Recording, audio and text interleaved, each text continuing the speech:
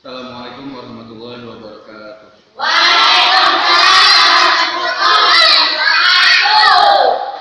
Alhamdulillah, salatu wassalamu ala asrofil anbiya wal mursalin wa ala alihi wa sahbihi ajmain, amma ba'du.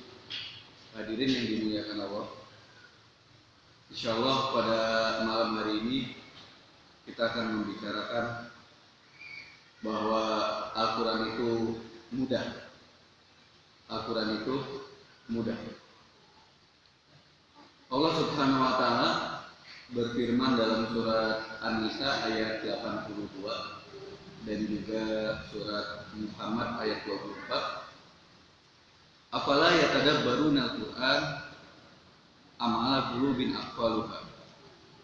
Mengapakah mereka itu tidak mau mempelajari Al-Quran atau memang hatinya sudah mati? Jadi kalau orang tidak mau mempelajari Al-Quran, besar kemungkinan hatinya sudah mati. Afala yatadabbaruna al-Quran. Kenapa sih mereka tidak mau tadabbur Al-Quran, mempelajari Al-Quran? Am ala qulubin aqfaluha. Ataukah memang hatinya sudah mati? Dalam surat An-Nisa juga afala yatadabbaruna al-Quran, walau kana min indi ghairillahi lawajadu fihi ikhtilafan katsiran. Kenapa sih mereka tidak mau mempelajari Al-Quran? Seandainya Al-Quran itu diturunkan bukan dari Allah, lawajadu fihi ikhtilafan katsiran. Maka niscaya di dalam Al-Quran itu banyak sekali pertentangan-pertentangan. Artinya ayat-ayat yang tidak berbarengan. Maka dari itu Allah berjanji bahwa Al-Quran itu dimudahkan buat siapapun yang mereka ingin akrab dengan Al-Quran, menjadi sohibul Quran. Al-Quran menjadi teman yang sangat akrab, teman dekat, baik di dunia maupun di akhirat. Maka kalau kita sudah niat ingin dekat dengan Al-Quran, kita harus yakin Allah akan memudahkan langkah kita. Walaupun di awal-awal kok susah ya ngapal, kok susah, itu adalah dalam rangka kita sedang mengejar cintanya Al-Quran. Maka perjuangan mendapatkan cintanya Al-Quran akan menjadi nikmat kalau kita mengejar dengan susah-susah, dengan kepayahan, dan insya Allah akan dapatkan nikmat cinta dari Al-Quran. Maka dari itu, seperti yang dijelaskan dalam surat Al-Qamar ayat 17, ayat 22, ayat 32, ayat 40, redaksi yang sama seperti fabi ayyi ala rabbikuma tukadziban. Nikmat Tuhan manakah yang kau dustakan? Dan itu diulang 31 kali. Kalau ayat Al-Quran itu diulang berkali-kali, berarti ayat tersebut penting, ya, menandakan ayat itu penting. Sama seperti surat Al-Qamar tadi, walaqad yassarnal Qur'ana lidzikri fahal mim mudzakir. Wa-nya itu wa untuk penegasan, ditakkid. Lamnya juga sama. Qad harfu takkid juga, huruf harfun takkid, huruf penegasan juga. Yassarna, benar-benar kami mudahkan. Allah berjanji benar-benar memudahkan Al-Quran lidzikri, untuk menjadi peringatan kita semua, agar kita takut kepada Allah, agar kita bersiap-siap menuju kehidupan akhirat. Fahal min mudzakir, berapakah orang yang mau mengambil pelajaran dari Al-Quran tersebut? Padahal Al-Quran sudah dimudahkan. Maka dari itu kalau kita yang selalu banyak alasan untuk mau mempelajari Al-Quran, bisa jadi hatinya kita sudah mulai mati. Bisa jadi kita sudah banyak gangguan-gangguan jin di dalam tubuh kita, sehingga perlu diruqyah dan lain sebagainya. Bisa jadi kita sudah terlalu lama mengerjakan hal-hal yang tidak bermanfaat, sehingga Quran termasuk sesuatu yang ditinggalkan.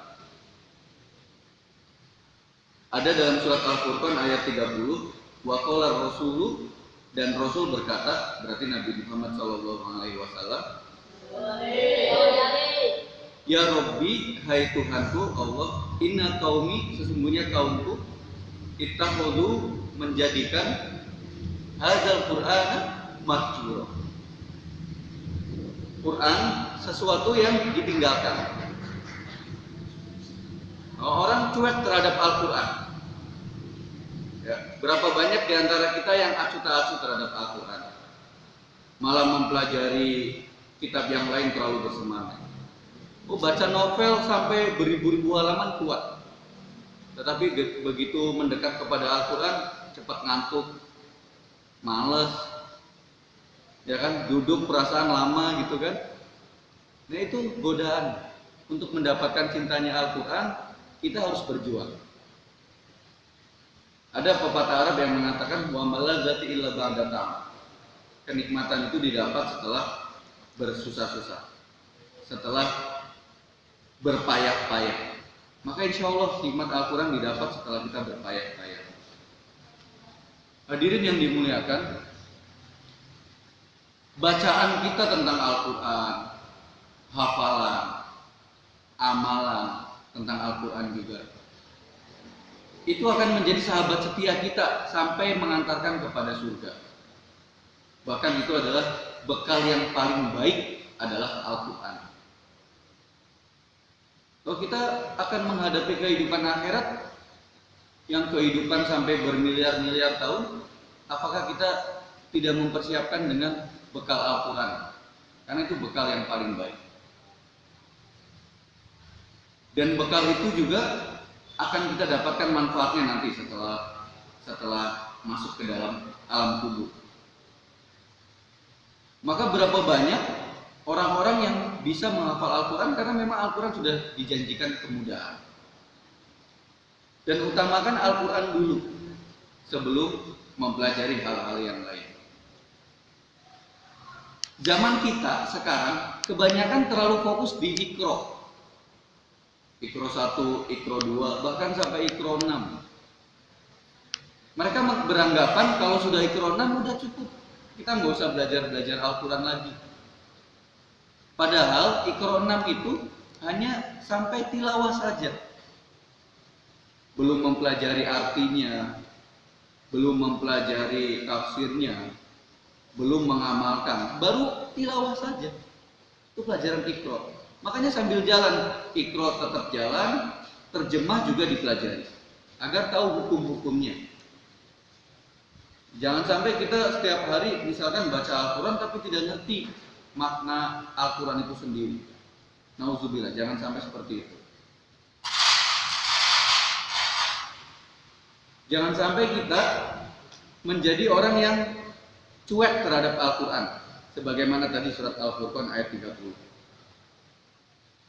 Saya mau nanya kepada jamaah, kira-kira kita dinilai Nabi tercinta Nabi Muhammad pengen menjadi orang yang cuek terhadap Al-Quran atau peduli terhadap Al-Quran? Peduli atau cuek terhadap Al-Quran? Kalau peduli terhadap Al-Quran, mari kita raih cintanya Al-Quran. Saya lihat dari kalangan jamaah di sini ada beberapa yang setiap waktu selalu berdekatan dengan Al-Quran. Alhamdulillah. Mudah-mudahan Allah memberikan rahmat dan hidayahnya karena mau akrab dengan Al-Quran. Jadikan Al-Quran sebagai teman setia, sahabat karib dimanapun kita berada. Makanya kalau kita hafal, kita bisa membaca Al-Quran tanpa perlu memegang mushaf. Itu enaknya hafal. Sambil nyetir motor, kita bisa mengulang hafalan-hafalan Quran kita. Kalau kita selalu mengandalkan mushaf, kita tidak bisa membaca Al-Quran sambil nyetir motor. Kita tidak bisa membaca Al-Quran sambil lari pagi. Tetapi kalau kita hafal Al-Quran, itu kita bisa baca Al-Quran sambil nyetir motor, sambil lari pagi. Bahkan ketika kita menghafal Al-Quran, meraih cintanya Al-Quran, di malam hari kita misalkan menghafal 3 ayat misal, kita bisa praktekkan di sholat duha nanti pagi ayat tersebut. Jadi jangan sampai kita sholat sunnah Suratnya itu aja, trikul, forkul. Kulhu, kul ya ayyuhal kafirun, ya kan? Terus apa lagi? Kul a'udzu birabbil falaq, kul a'udzu birabbin nas. Kul terus suratnya. Ya ada juga sitat saya baca Yasin, Allahu Akbar, ada juga. Tapi cuma satu ayat. Kan sah juga katanya. Ya kan? Paling nggak kita nambah ayat di malam hari. Jadi sebelum tidur kita ingat dengan hafalan ayat yang terakhir. Nah ini kita dalam rangka untuk mendapatkan kemudahan dari Al-Quran. Kita hafalkan 3 ayat atau 4 ayat sebelum tidur. Biasakan sholat witir 3 rakaat, minimal 1 rakaat, nggak apa-apa lah daripada nggak sama sekali, ya kan? Biasakan wudhu supaya sering memegang Al-Quran, selalu suci. Nah nanti di malam hari di sholat tahajud kita praktekkan ayat yang tadi semalam kita hafal. Misalkan surat Al-An'am. Alhamdulillahilladzi khalaqas samawati wal arda wa ja'ala adh-dhulumati wan nur. Tsummal ladzina kafaru bi rabbihim ya'dilun. Itu misalkan 1 ayat. Enggak apa-apa 1 malam 1 ayat seperti itu. Nah, nanti pas di sholat tahajud dipraktekin. Di sholat duha dicoba. Kalaupun lupa wajar manusia, enggak apa-apa. Itu kan demi mendapatkan cintanya Al-Qur'an. Kalau Al-Quran sudah akrab dengan kita, insya Allah hidup kita akan menjadi nikmat. Bahkan hidup kita akan diberikan banyak kemudahan kalau kita mau peduli terhadap Al-Quran. Dalam hadis Rasul, siapa orangnya yang sibuk dengan Al-Quran, sampai orang tersebut lupa dengan kebutuhannya. Lupa doa minta motor, sampai lupa dengan kebutuhannya, Allah akan mencukupkan yang lebih baik daripada orang yang berdoa tadi minta motor. Ya, ahli Al-Quran lebih baik daripada orang yang ahli doa, lebih baik daripada ahli zikir. Karena ahli Al-Quran adalah ahlullah, keluarga Allah. Manhum, siapa mereka? Ahlul Quran. Ahlullah wa khosotuhu, keluarga Allah dan orang-orang khususnya Allah Subhanahu wa Ta'ala. Nah maka di pengajian singkat ini, mari kita sama-sama sebarkan Al-Quran sebanyak-banyaknya. Kita juga boleh membeli Al-Quran terjemah, dibaca dari awal, dari surat Al-Baqarah sampai surat An-Nas. Baca terjemahnya juga. Jangan sampai tilawah terus, nanti terjemah bisa dipahami. Tetapi kalau ayat-ayat yang bingung, jangan memikirkan sendiri, cukup lewat saja. Ya kan? Tetapi kalau ayat-ayat yang mudah dipahami, jadikan itu sebuah iman yang kita akan meningkat menjadi iman yang lebih kuat lagi. Karena Allah Subhanahu wa taala mengingatkan, berfirman dalam surat Ali Imran, "Wallazi anzala 'alaika," dan dialah Allah yang menurunkan kepadamu alaikal kitab, minhu, daripadanya Al-Qur'an, ayatum muhkamat, ayat-ayat yang mudah dipahami. Ya, ayat-ayat yang mudah dipahami. Sementara ayat-ayat yang butuh tafsir tetap lebih banyak ayat-ayat yang mudah dipahami. Contoh Nabi Zakaria berdoa dalam surat Maryam. Idnada rabbahu nidaan khafiyya. Ketika Nabi Zakaria berdoa dengan suara yang lembut, itu bisa dipahami. Nabi Zakaria berdoa dengan hati yang lembut, dengan penuh harap dan cemas, ingin mempunyai keturunan. Dan juga ada juga contoh, misalkan seperti Nabi Ibrahim dibakar dalam surat Al-Anbiya. Kulna, kami berfirman Allah, ya naru, hai api, kuni, jadilah kamu hai api, bardau, dingin, wassalaman ala Ibrahim, dan selamatkanlah Ibrahim. Sehingga api yang biasa panas jadi dingin. Nah, itu mudah dipahami. Tidak butuh tafsir. Oh Ustaz, apinya yang gimana? Api ya api. Bener nggak? Ya kan? Kecuali hal-hal yang susah berapa hari, nah itu kita tidak tahu, tugas ulama. Cuma yang mudah dipahaminya itu, oh Nabi Ibrahim dibakar, apinya nggak panas, menjadi dingin, dan Nabi Ibrahim akhirnya tidak terbakar. Itu mukjizat, mudah dipahami. Atau Nabi Musa ketika membelah lautan, wa'id farokna bikumul bahro, dan ketika kami membelah lautan, fanjainakum, dan kami menyelamatkan kalian, Musa dan Bani Israil, wa agrokna ala fir'aun wa antum tanzurun, dan ditenggelamkan keluarga Fir'aun dan kamu sendiri melihat kejadian itu. Itu mudah dipahami, ya kan? Nah, mari kita tutup dengan hamdalah. Alhamdulillahirabbil alamin. Pengajian malam hari ini, billahi taufiq wal hidayah. Wassalamualaikum warahmatullahi wabarakatuh. Waalaikumsalam warahmatullahi wabarakatuh.